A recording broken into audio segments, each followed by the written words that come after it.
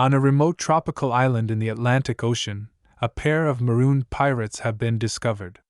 While they lack eyepatches and cutlasses, the two new species of pirate spider certainly live up to their nautical name, which refers to their habit of violently taking over the webs of other spiders and killing the occupants. Having been confused for a closely related species, the two new spiders have been hiding out on St. Helena for decades. Now newly recognized, it's hoped the spiders will provide added impetus to preserve the island's threatened cloud forest.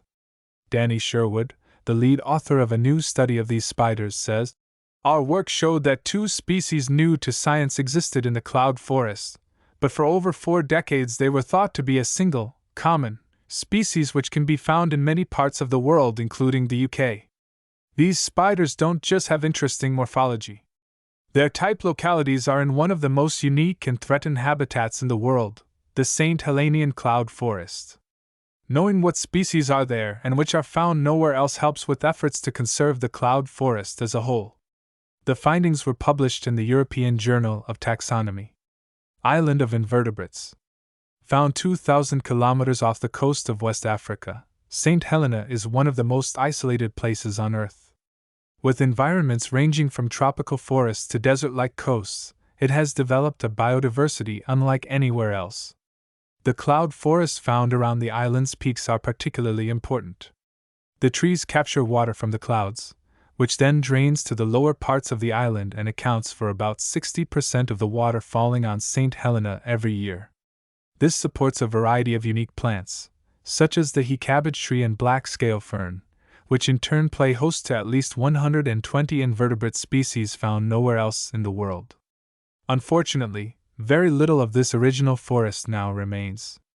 The historic clearance of the forest for cattle and crops, as well as the introduction of invasive species, has left only small, fragmented patches remaining. The UK government, supported by the St. Helena National Trust, RSPB and Species Recovery Trust, are working to reverse these declines through the St. Helena Cloud Forest Project. But this means it is now more important than ever to work out what exactly is living in the cloud forest. One species thought to have made the forest its home was Aeroaphana, a pirate spider normally found in Western Europe. It was thought it had been inadvertently introduced during the last 500 years, but when the research team went back to examine specimens of the spider, they realized something was amiss. Dr. Ben Price, who is the Natural History Museum's senior curator in charge of small orders, was a co-author of the research. "We were carrying out a project to improve the DNA reference library for St. Helena, so that the people of the island can monitor their biodiversity more easily," Ben explains. "This has been using a mix of museum specimens and freshly collected ones to help fill gaps in our knowledge. Danny already suspected that Aeroaphana might not be all that it appears, so we added it into the mix. It turns out that there's not just one pirate spider on the island, but 2 entirely different species." How were the new pirate spiders discovered? A close examination of the spiders provided the first hints that they were different species. Aerolysi has 2 spike-like structures at the back of its body, while Aeronatashi is significantly smaller. DNA evidence also played a role in proving these spiders were their own species. There are a lot of cryptic species for which DNA is one of the few, if only, ways of distinguishing between them, Ben says.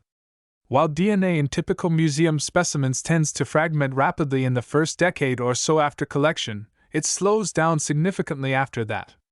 This means that sequencing the DNA of a 150-year-old specimen isn't that different from sequencing a 50-year-old one.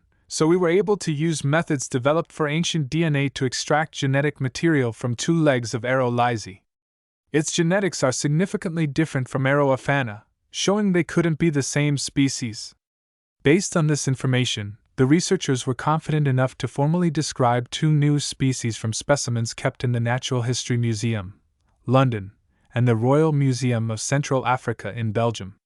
The species were named in honor of Liza Fowler and Natasha Stevens, 2 conservationists working at the St. Helena National Trust.